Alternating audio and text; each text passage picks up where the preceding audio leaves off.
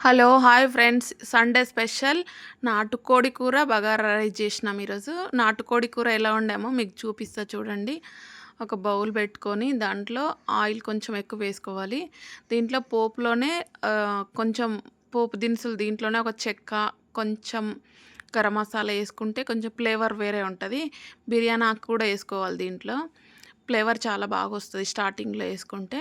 కొంచెం అది బాయిల్ అయిన తర్వాత దాంట్లో ఆనియన్స్, పచ్చిమిర్చీలు కొంచెం ఎక్కువ వేసుకోవాలండి. నాటుకోడి కర్రీ కదా! కొంచెం గ్రేవీలాగా ఉండడం కోసం పులుసులాగా అయితదది.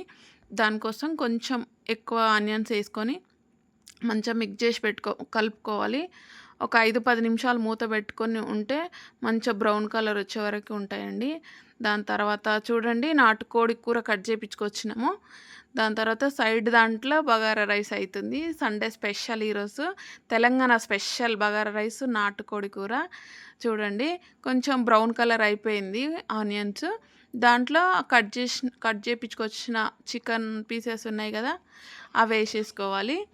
కొంచెం ఏసుకొని దాంట్లో అల్లం పేస్ట్ ఫ్రెష్‌గా దంచేసుకోవాలండి. ఎప్పుడైనా నాన్ వెజ్‌లో ఆ ఫ్లేవర్ చాలా బావుంటది.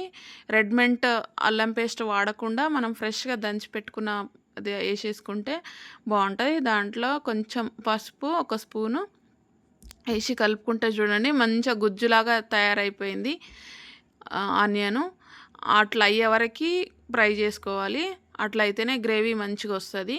చూడండి రెడీ చేసి చికెన్ ముక్కలు ఏసుకొని నాటుకోడి కదండీ! నాటుకోడి కొంచెం ఎక్కువ టైం తీసుకుంటది ఉడకడానికి. మన నార్మల్ చికెన్ అయితేనేమో 10 నిమిషాలు, 5, 10 నిమిషాలు దాన్ని ఫ్రైలాగా చేసుకోవచ్చు, కర్రీలాగా చేసుకోవచ్చు. నాటుకోడి కూర కొంచెం ఎక్కువ వాటర్ ఎక్కువ ఏసేసుకొని అట్లా చేసుకుంటేనే మంచిగా పులుసులాగా అయితది. నాటుకోడి పులుసులాగా. కొంచెం ముక్కలను కొంచెం ఫ్రైలోనే బాగా ఉడకనివ్వాలి. ఉడికిన తర్వాత దాంట్లో దీనికి నార్మల్‌గా అందరూ నార్మల్ వాటర్ ఏస్తారు. కాదు అట్లా. కొంచెం మనం ఎయ్యాలనుకున్నప్పుడు దాంట్లో వేడి నీళ్ళు కాగబెట్టి పెట్టుకోవాలండి. అప్పుడైతే టేస్టీగా ఉంటది.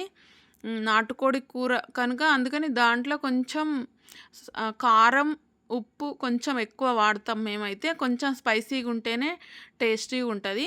అందుకోసం కొంచెం కారం ఎక్కువ ఉంటది. చూడండి వేడి నీళ్ళు పక్కన కాగబెట్టి పెట్టుకున్న.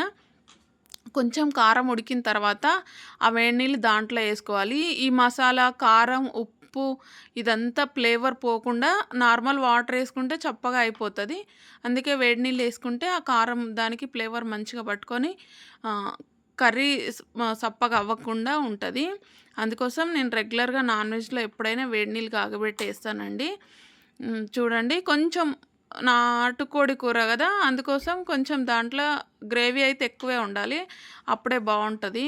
అందుకోసం నేను ఎక్కువేసిన. చూడండి నాటుకోడి కూర సగంలోకొచ్చేసింది. దాంట్లో కొంచెం ధనియాల పొడి ఏదైనా న్యాచురల్‌గా వాడాలండి. ధనియాల పొడి కొట్టి పెట్టుకొని ఏసుకున్నాము. దీంట్లో కొంచెం ఫ్లేవర్ కోసం అయితే మాకు చికెన్ మసాలా ప్యాకెట్ ఉంటది గదా! అదొక ప్యాకెట్ అయితే వాడతా నాటుకోడి కూరలో. అదొక ప్యాకెట్ తెచ్చిపెట్టుకున్నాము. చూడండి అదైతే ఒక ప్యాకెట్. ఇంకా మనం ఇంట్లో వాడేసుకునే ధనియాల పొడి 2 కలిపి ఏసేసుకున్నాను. చూడండి మంచిగా చూస్తుండగానే నోరూరేలాగా నాటుకోడి రెడీ అయింది.